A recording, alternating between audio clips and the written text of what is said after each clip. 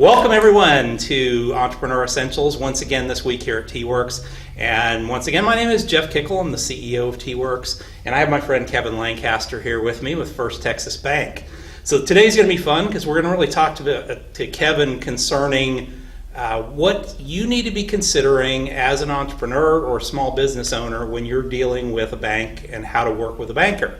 So I got one of my good friends here who is a fantastic banker here in Leander to talk a little bit about what important things you need to know. So thanks for coming out today, Kevin. No problem. I appreciate it very much. Glad to have you here. Good.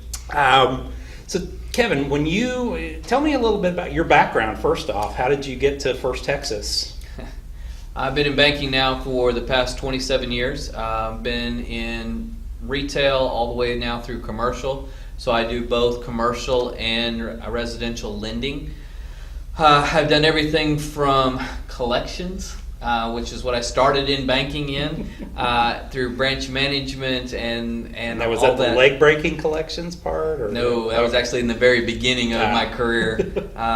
Definitely made you understand the human part of, if you try to help people, that's the biggest part, and that's what I enjoyed the most out of banking, is being able to help somebody that was already in a bad spot and being able to help them develop and set them up on a budget, get them situated, and then that kind of blossomed into lending and everything else that went with that. And now I help customers meet their desires and their goals with their new projects as they're starting with their businesses and such. So today I get the opportunity to talk to you about starting up a new business, and that's not always the easiest thing to do. So, yeah, excellent.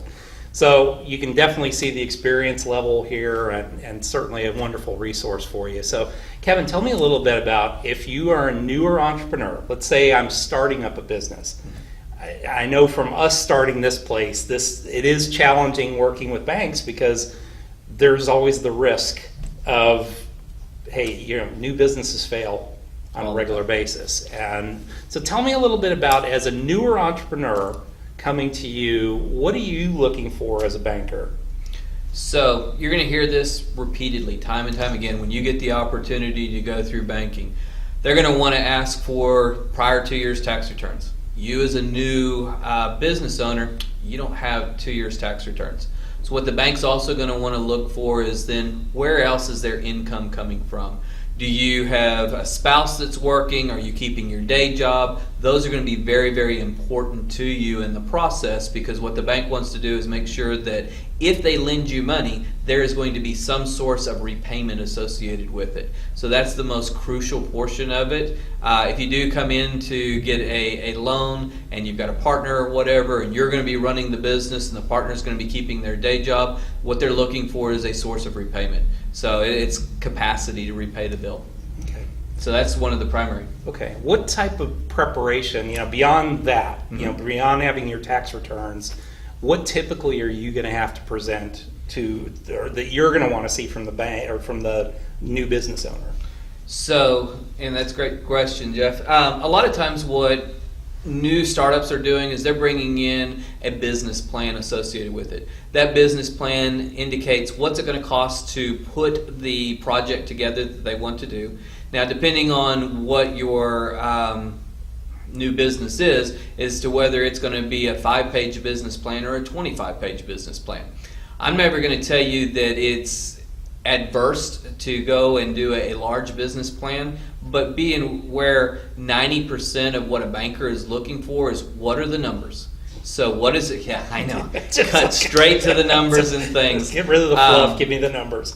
They're already very fluent in the area. They understand who's in the community, and once they understand your product or what you're looking to offer as a service, they're going to know pretty much right away, is it something that the community is going to enjoy or want to be a part of or whatever? Or is it something that, you want to do a milk delivery and things now in this day and age, and it's like, that probably isn't going to work in this. Although the nostalgia looks great. It may end up working out because it's nostalgic enough. Yeah.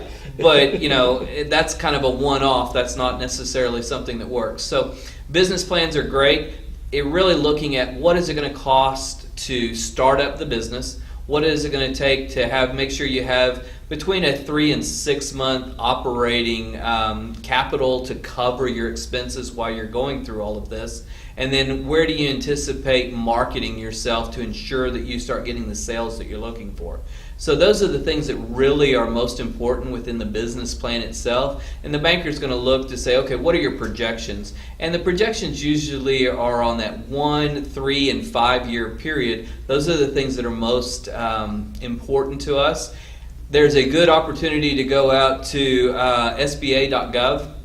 They have a good business plan situated out there that you can easily use as a template or guidelines to include in your own area. So just utilize that resources. I'll be more than happy to provide you more if you need them. But Google also gives you an opportunity to Google out, and there's all kinds of business plans. But bear in mind, you don't need a 20-page business plan for something that's, I'm going to start moving dirt tomorrow with a backhoe and stuff. It's just not going to be necessary. Yeah, it's pretty straightforward. Yeah. Pretty straightforward. In fact, we used the SBA website for our business plan, original business plan. In fact, the one we were working off until this year, that was right off of there. It's a fantastic tool because it really walks you through, and if you haven't had to write one before, it walks you through step by step what you need. So very much so. So tell me a little bit about what the funding resources typically would be for a newer business starting up, or even just a newer business. Would it be SBA, or would the bank typically take it into the portfolio? Or so the lending on that side comes primarily from a couple different things. One, what's your collateral? Do we have any collateral? Is it completely unsecured?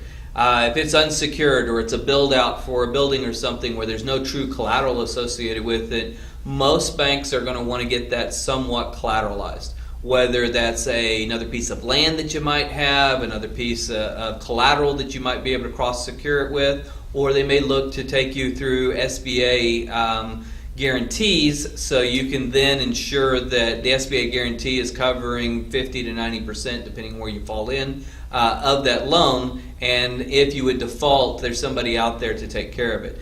And SBA has a variety of different projects, from express to veterans owns to first-time first-time entrepreneurs. There's a variety of different things that are available out there under the 7A program, and it just depends on what makes the most sense. Not all banks are 7A compliant. First Texas Bank, I don't do a whole lot of 7A programs whatsoever, and 7A is primarily unsecured loans or loans for small vehicles or whatever.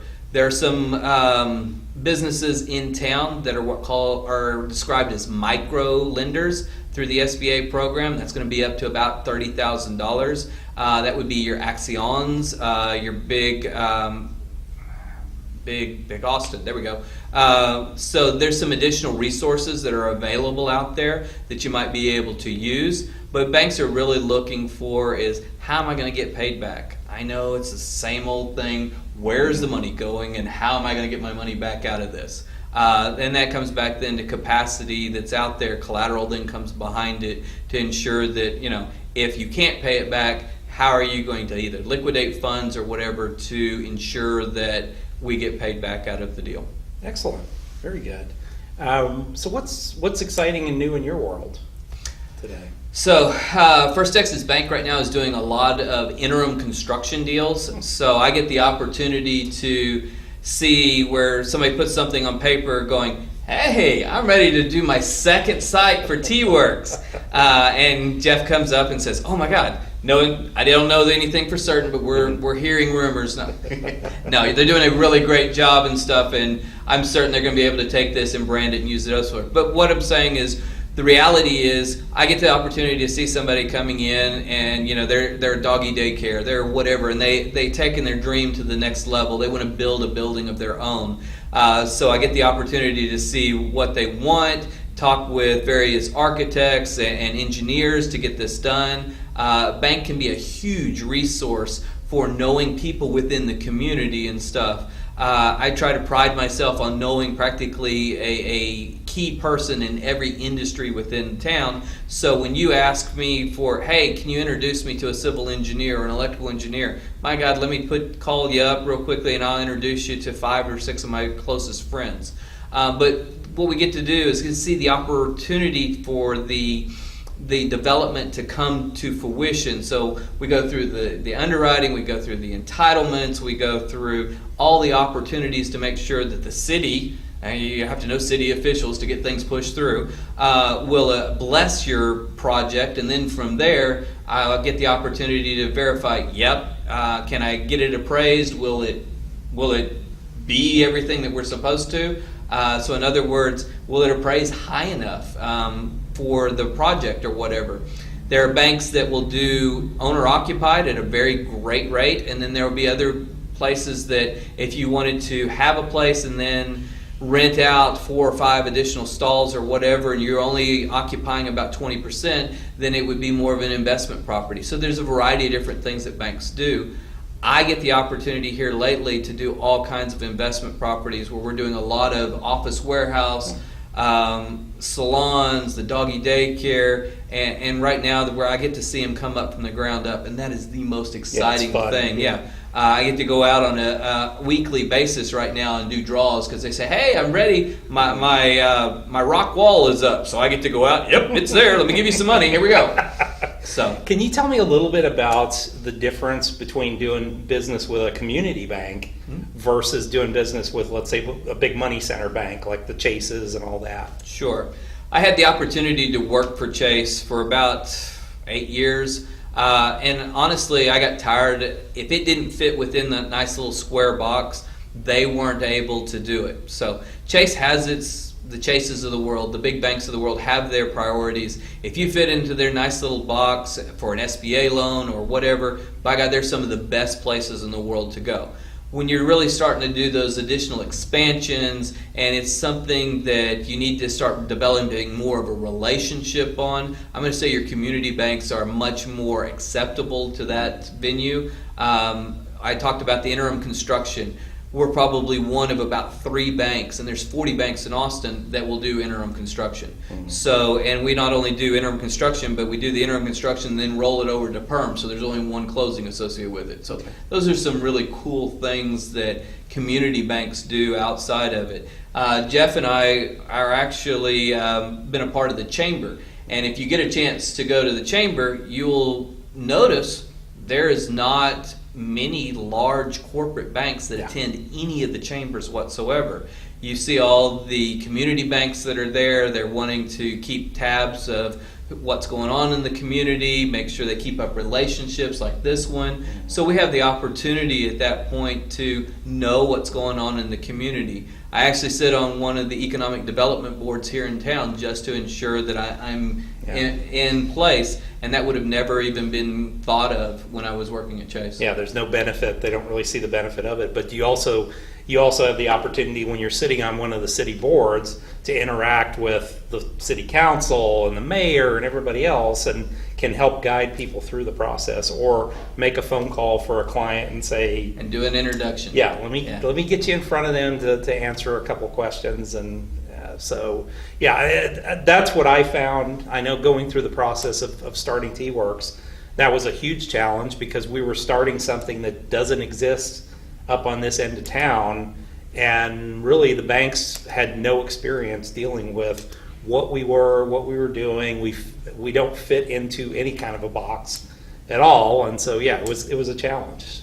So just to let y'all know, between Jeff and I, we are probably the 2 best connectors in all of Cedar absolutely Park. Okay, yeah. I was actually at another function the other day, and they said, between you and Jeff, You guys know We got everybody it in covered, town. yeah. Although I met a guy the other day who somebody said he knows everybody in Austin, and I'm like, well, I didn't know him, so apparently I've got to get to know him so I know everybody else. So, You betcha. but yeah, and I'll introduce him to Kevin afterwards. So, fast 5 questions now. This is Ooh. always fun. What was your biggest business challenge, mistake? How would you put it? Mistake. I did a interim construction loan for a builder of all things, and the builder looked great on paper, but he failed to disclose that he was being sued and a variety of other things. So this was probably one of the only times in my life I've made a loan where I was really sweating it at the end, whether I was going to get paid out and stuff. Ironically, I'd taken enough collateral, because we talked about collateral, to ensure that everybody knew that if I didn't get paid out, I'm going to take everything back.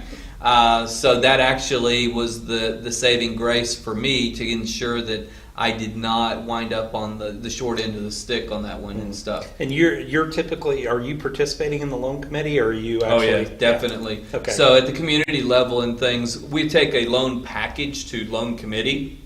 A loan committee is basically a number of individuals within that bank that sit down, we go over it, I provide all the information associated with your deal, and then I get discussion about it all the way around, and then it gets voted on. So at a larger corporation such as your Chase, your Bank of Americas and things, it has to meet a matrix. If it doesn't meet that box and that matrix, it's irrelevant if anybody likes the deal or not. Yeah, and that's, I know the banker we used for this place, that was, he literally had to go to the mat for us in that instance to say, okay, this is going to work.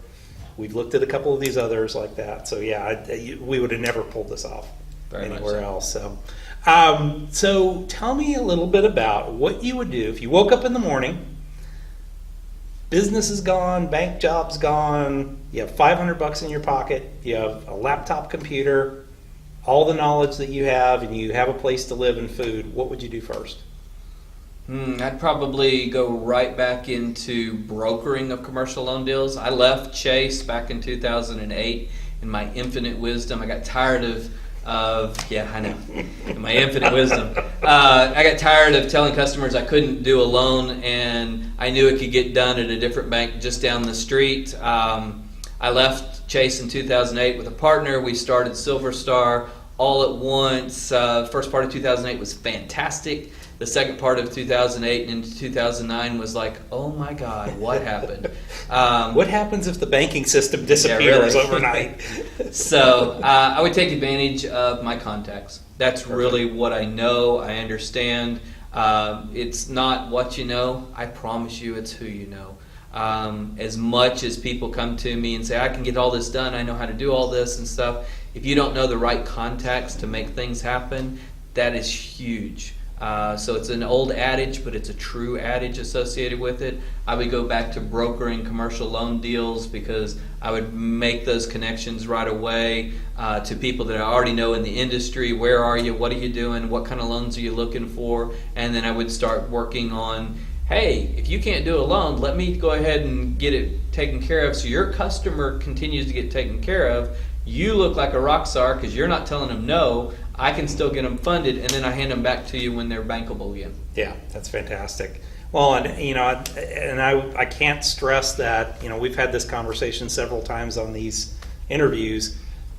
Networking is an absolute critical skill that you need to develop as a small business owner. It's too easy to get into a room, focus on your business, and not continue to build those relationships. But that is what makes business work, is who you know, where you know them, and being able to, and not always be looking for ways to get something from them. Look for ways that you can help somebody else, and then eventually, I always called it the karma bank.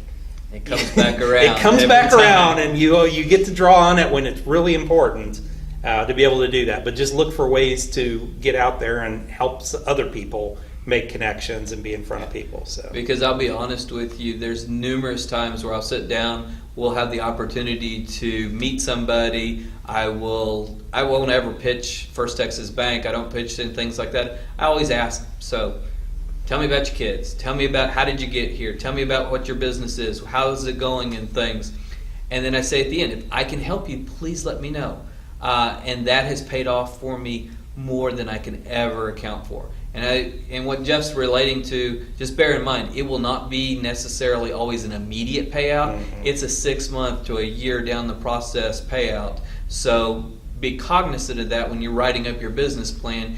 I don't know how many times I've seen people at networking events. It's like, here's my card. This is what I do. I can do it better than anybody else, cheaper than everybody else. And everybody kind of takes that card and just, yeah, thanks, I appreciate it. See and then, yeah, because there's no sincerity. It's always what's in it for that person instead of how can I help you. When you come to the how can I help you process, everything else falls in place. And it does pay out, but it does take time. And it takes consistency. You can't just go and do that for a month and then, okay, now this is all going to happen. It's consistently. I guarantee you Kevin probably has anywhere from 5 to 10 meetings a week that are just let me get to know you meetings. Very much so. Because that's basically the same way I work. I typically do about 5 to 10 of those a week of just getting to know people. And you do the math, 5 to 10 of those every week for a year, that's 500 new people that you didn't Very much so. You hadn't talked to before. So. And then inevitably it's somebody from that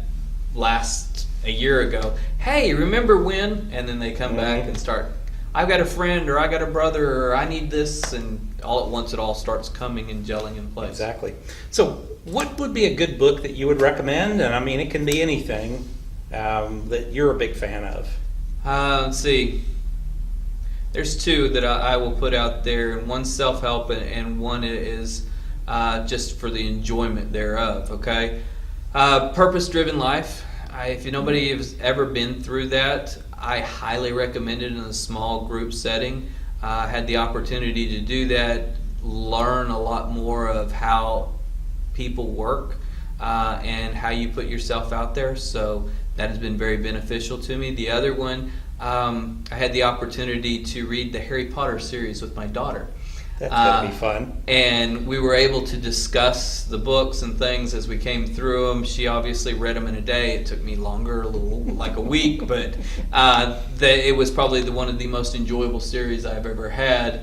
And I think a lot of it truly had to do with my daughter Kaylee. So. Well, you need to take her now to Universal Studios. Yes. To the Harry Potter thing, because that then pulls it all together. So, you've seen the movies and read the books, that pulls it all together and puts you in that world. They did a good job with that. Do you have any type of a tool that you use, like an Evernote or anything like that every day for you to be successful in business? I don't know what an Evernote is, No, but okay. I can tell you some things that I do on a short, quick portion. A lot of people laugh at me, but I text myself, okay? So I'll have something where I'm remembering, hey, I've got an appointment at such and such time, and I will text to talk, and I'll send it to my email. Because I don't always get the opportunity to put it into my calendar right then because I'm 15 different things, but if I can quickly talk onto my text, shoot it to my email, I will then take that when I get back to my office, put it into my calendar, and make sure that I do whatever other follow-ups that need to be done at that time when it's my time rather than me trying to get 15 other Scramble things. while you're doing it, yeah. Very much so. So that's probably one of the cute little takeaways that works. Yeah. So that would be a good one. Sometimes it's the simplest things Yeah, or my the God. easiest things. And you don't lose the piece of paper that you were Writing it on. down. So. Yeah. So how do we get a hold of you, Kevin? Please, I'm actually here in Cedar Park. I'm at the corner of Baghdad and New Hope. My direct number at the office is 512-259-2443 or my cell, 512-585-1300. And I bet you're already asking, why is he giving out his cell? I try to develop relationships, and I know business doesn't always happen just between 8 and 5. I try to make sure that you have access to my knowledge 24/7. Now bear in mind, if you're calling at 10 and 11 o'clock at night, I may wait till the next morning to call you back. But if I'm available, I'll answer the phone call and provide you with 27 years worth of experience. Fantastic. Well, thank you today for coming out. Highly encourage you guys, if you've not met Kevin, reach out to him. Go grab a cup of coffee. I mean, he's a great guy to get to know. Next couple weeks, he's going to be at Rodeo Austin, so certainly you can join him or see him out there as well. That's a big event for him every year, and I know I watch Facebook and all that he's doing out there, so we'll have to come join him out there. So thanks again, everybody, for coming out. We enjoyed having you again this week. Look for this episode out on Tuesday. We'll have the show notes page, which will have the things that Kevin talked about, as well as the book recommendations and all that as well. So thank you very much, and have a great week.